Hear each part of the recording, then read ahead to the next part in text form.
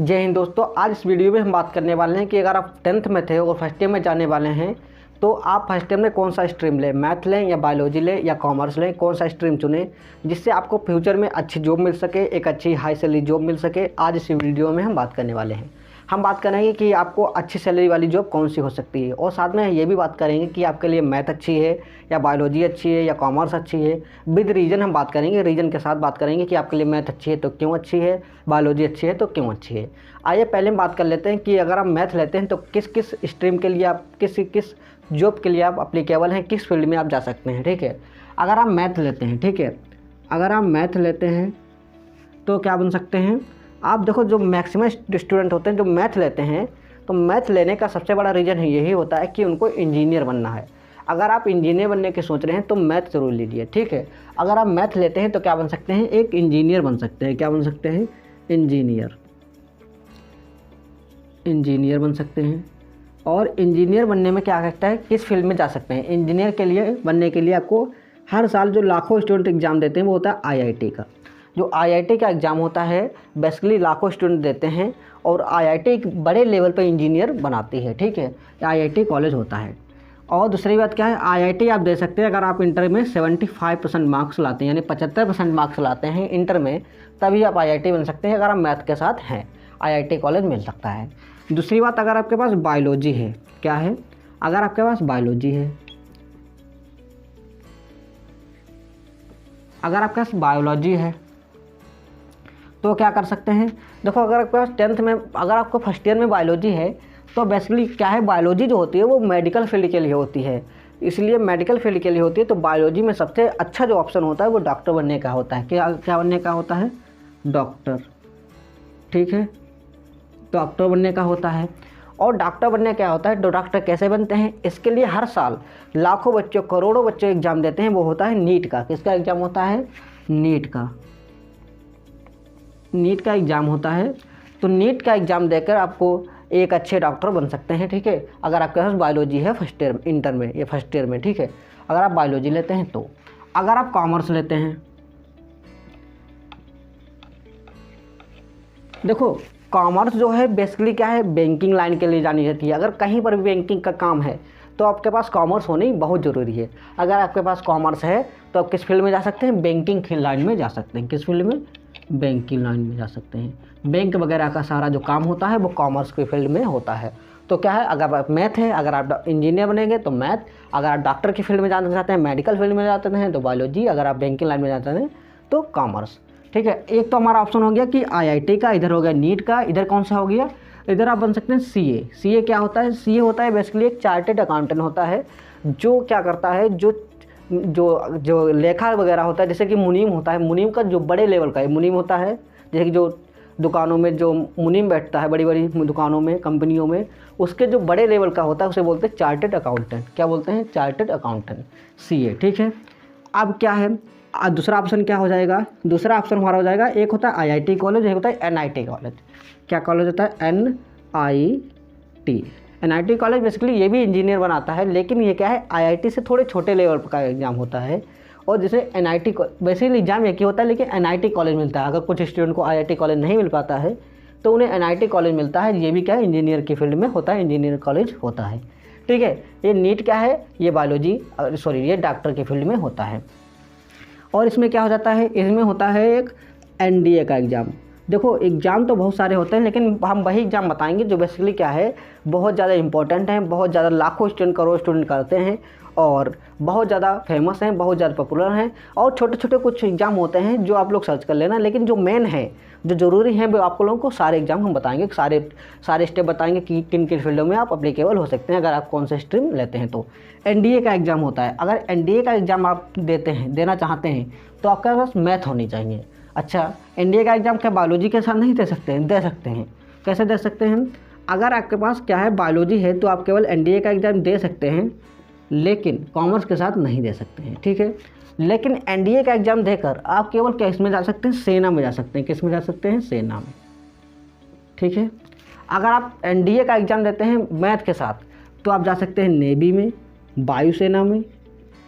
ठीक है, और किस में, जल सेना में और सेना में। आपके लिए तीनों ऑप्शन हो जाते हैं, आप कोई भी फील्ड में जा सकते हैं। सेना मतलब जो सेना होती है जो ज़मीन पर काम करती है, मतलब जो ज़मीन पर लड़ाई लड़ती है, वायुसेना, जल सेना, तो आप जानते हैं, ठीक है। आप सेना में भी जा सकते हैं।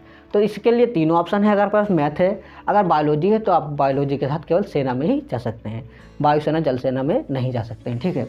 तो ये एक ऑप्शन ये हो गया। उसके बाद हमारा ऑप्शन हो जाता है कि अगर आप क्या करते हैं, टीचर बनना चाहते हैं। क्या बनना चाहते हैं? टीचर। तो आपके पास क्या क्या ऑप्शन होना चाहिए? अगर आपके पास मैथ है तो भी आप टीचर बन सकते हैं। बीएड का एग्ज़ाम देकर, किसका? बीएड का एग्ज़ाम देकर क्या बन सकते हैं? टीचर बन सकते हैं। और आप इसमें भी टीचर बन सकते हैं। और आपके पास कॉमर्स है फिर भी आप टीचर बन सकते हैं, ठीक है। और क्या ऑप्शन आपके पास हो जाते हैं? अगर आप क्या कर सकते हैं, देखो इतने ऑप्शन हो गए। उसके बाद और भी ऑप्शन है, जैसे कि कोडिंग है। अगर आप कोडिंग करना चाहते हैं, कोडिंग से कंप्यूटर वगैरह, वेबसाइट डिजाइनिंग होता है, और क्या होता है जैसे कि सॉफ्टवेयर डिजाइनिंग होता है, सॉफ्टवेयर वगैरह जो आपके फ़ोन में चलते हैं, वेबसाइटें जो फ़ोन में होती हैं, जो ऐप वगैरह डिज़ाइन होते हैं, वो सिर्फ किस में होते हैं? अगर आपके पास मैथ है तो कोडिंग की फील्ड में जा सकते हैं। अगर आपके पास बायोलॉजी फिर भी आप कोडिंग फील्ड में जा सकते हैं, लेकिन इसके लिए कुछ अलग से कोर्स होते हैं, वो आपको करने पड़ते हैं। तो बायोलॉजी अगर आप लेते हैं तो आपके पास डिफ़िकल्ट हो जाता है कोडिंग के फील्ड में जाना। अगर आप मैथ लेते हैं तो आसान हो जाता है कोडिंग के फील्ड में जाना, ठीक है। इसके साथ साथ कुछ बायोलॉजी में भी अलग अलग तरह के जैसे कोर्स है, जैसे कि आप क्या फॉर्म दे सकते हैं, जैसे कि डी फार्मा कर सकते हैं। क्या कर सकते हैं? D pharma. देखो ये ऊपर से चल रहे हैं, जो ऊपर वाले हैं वो ज़्यादा high salary, high requirement, high respect, मतलब बहुत ज़्यादा पॉपुलर हैं, बहुत ज़्यादा अच्छे लेवल के हैं। नीचे जैसे हम आते जाते हैं, थोड़े थोड़े नीचे लेवल के होते जाते हैं प्रोफेशनल, ठीक है। थोड़े नीचे लेवल की जॉब होती जाती हैं। तो डी फार्मा क्या है? एक डी फार्मा होता है जिससे आप मेडिकल गांव में क्या कर सकते, कहीं भी आप अपनी शॉप खोल सकते हैं, जिसमें आप दवाई बेच सकते हैं। दवाई दे नहीं सकते, लिख नहीं सकते, लेकिन बेच सकते हैं।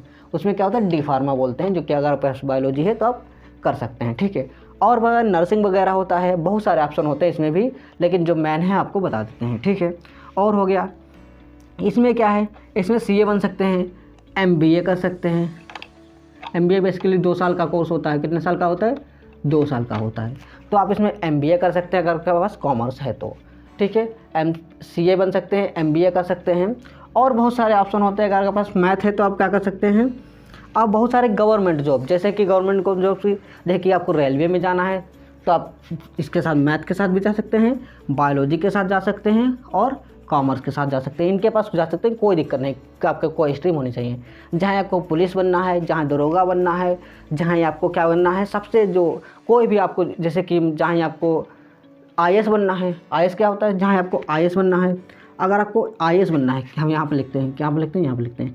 अगर आईएएस बनना है, आईएएस, अगर आपको आईएएस बनना है तो आप जहाँ बायोलॉजी हो आपके पास, केवल आपका ग्रेजुएशन कंप्लीट होना चाहिए। जहाँ आपको मैथ हो, आपका ग्रेजुएशन कंप्लीट होना चाहिए, 21 साल उम्र होनी चाहिए और ग्रेजुएशन कंप्लीट होना चाहिए।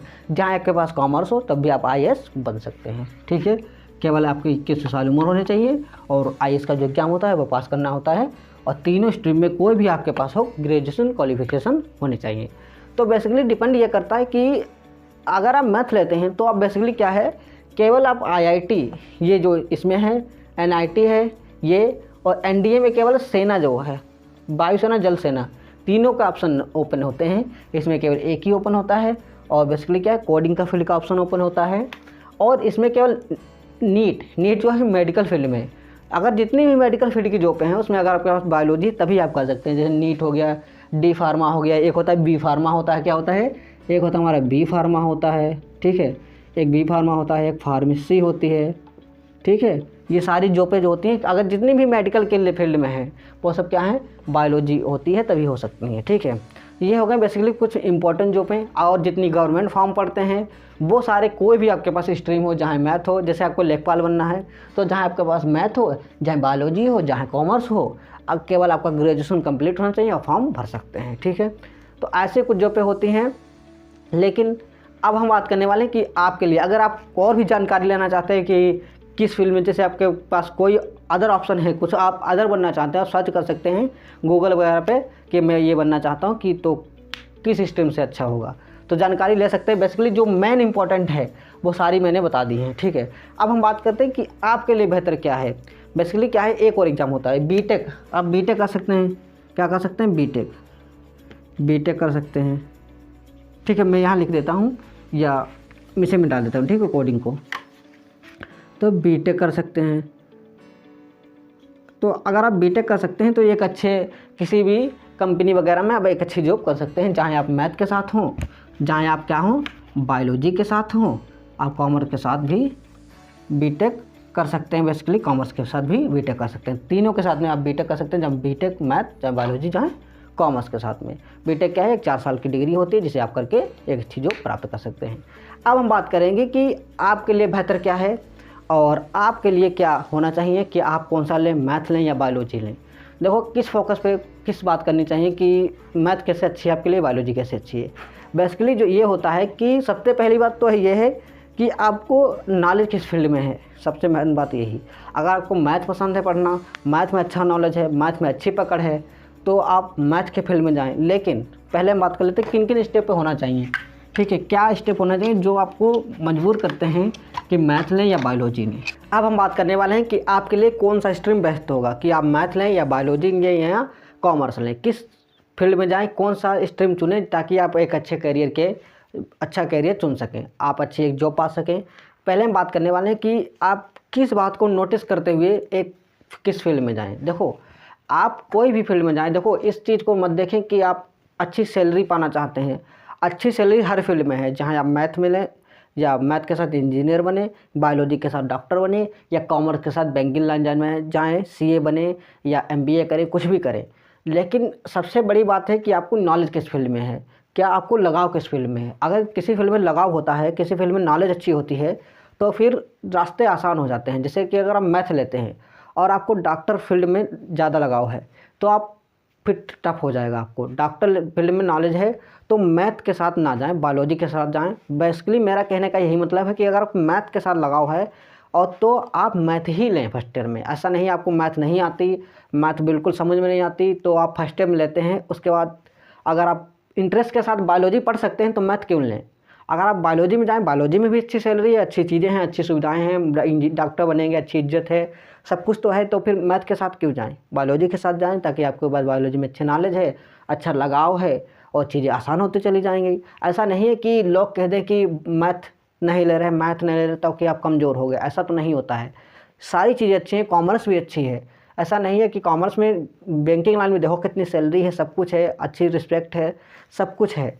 तो सबसे मेन मैटर यही करता है कि आपको लगाव किस सब्जेक्ट में है, किस सब्जेक्ट में आपको पढ़ना अच्छा लगता है, किस सब्जेक्ट में आपको समझ में आता है, किस सब्जेक्ट आपके लिए ईजी है, कौन सा सब्जेक्ट, और उस सब्जेक्ट से रिलेटेड कौन से फील्ड में आपको लगाव भी होना चाहिए। जैसे कि आपको बायोलॉजी में है तो डॉक्टर में लगाव होना चाहिए, डॉक्टर के किसी भी फील्ड में, अन्य फील्ड में जो फील्ड हमने बताई है उस फील्ड में लगाव होना चाहिए, या कुछ आपने जो फील्ड सोची हो उस फील्ड में लगाव होना चाहिए। अगर बायोलॉजी से रिलेटेड है वो फील्ड तो फील्ड के साथ भी लगाव होना चाहिए।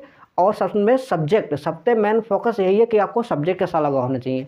अगर आपका सब्जेक्ट जैसे कि बायोलॉजी में लगाव है तो आपको डॉक्टर बनने से कोई नहीं रोक सकता, डॉक्टर आप बन ही जाएंगे, क्योंकि अगर बायोलॉजी अच्छी पढ़ते जाएंगे तो।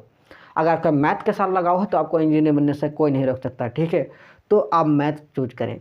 तो बेसिकली वही बात है कि आपको नॉलेज होना चाहिए, लगाव होना चाहिए, फील्ड के साथ भी, सब्जेक्ट के साथ भी। सबसे मैटर यही है कि आपको सब्जेक्ट के साथ लगाव होना चाहिए और उसके बाद में फील्ड के साथ भी थोड़ा बहुत लगाव होना चाहिए। और कॉमर्स भी अच्छी होती है, चाहे कॉमर्स चुने, कॉमर्स भी अच्छी होती है। आपको अगर बैंकिंग लाइन में लगाव है तो, बैंकिंग लाइन आपको पसंद है, बैंकिंग लाइन आपको अच्छी लगती है तो आप कॉमर्स के साथ जाएं।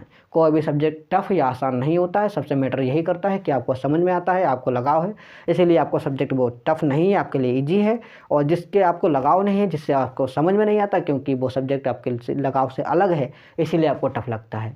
बाकी सब सब्जेक्ट अच्छे होते हैं, सब सब्जेक्ट बेस्ट होते हैं, सारी जो जॉब होती हैं वो बेस्ट होती हैं, सब में अच्छा पैसा, सब में अच्छी रिस्पेक्ट है।